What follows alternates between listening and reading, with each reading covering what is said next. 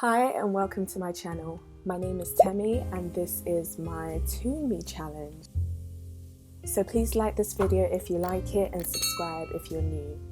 I'm sure you've seen this challenge all over Instagram. The entries are absolutely amazing, and when I was looking through it I was like, I have to do this challenge. I did notice that all the entries were digital art. I thought, how can I make this in my traditional art method? And that's exactly what I did. So the first thing I did was I had a look through my selfies. I actually took a bunch of selfies at the start of the year because I wanted to change my profile picture on all my social media. With regards to tools, I used the De La Rowney pastel paper, and all the materials are linked down in the description box. So I spent a little while trying to figure out how I wanted to cut the picture and which side of the picture I wanted to draw as well. I chose the left side and I stuck the picture down onto the paper, did my sketch, and then we began.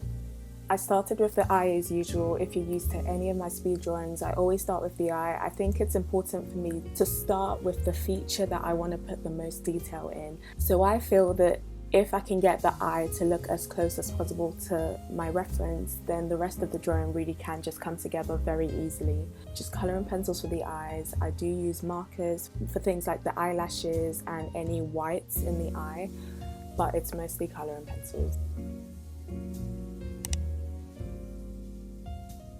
I then pan pasteled the entire face. I apply all the main underlying colours I can see. So as you can see, I applied some green, some red, some purple, just to create depth with the piece. And then I sprayed it with a fixative before I started to layer my colour and pencils on top of it. The colour and pencils I use are the Caran d'Ache Luminance pencils and the Faber-Castell pencils. They are absolutely amazing. If you're interested in doing portrait drawings, I would definitely advise you to get either of them.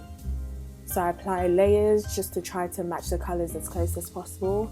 I always find this a bit challenging because I think most of it comes down to your perseverance, just to make sure that the skin is blended, that the colours are right. But I would just say with a little bit of patience, you can definitely get the right tones and reproduce a really nice piece. I then used Uni Posca paint pen to apply the highlight parts of the face. I blended it out with colour and pencils as well, but I applied it to give me the sharpest highlights. Then I pan pasteled the neck area, and I decided not to pan pastel the hair for this piece. Generally, I do pan pastel everything before I put whatever layer on, but I realised that I prefer to draw hair with markers. I just did a base layer with markers and used some grey and white colour and pencils to follow the flow of the hair to make it a little bit realistic. I blended the hair in and out with some grey markers as well. I did add some sharper white highlight, which ended up turning it kind of blue, so then I used the brown to try to neutralize it again.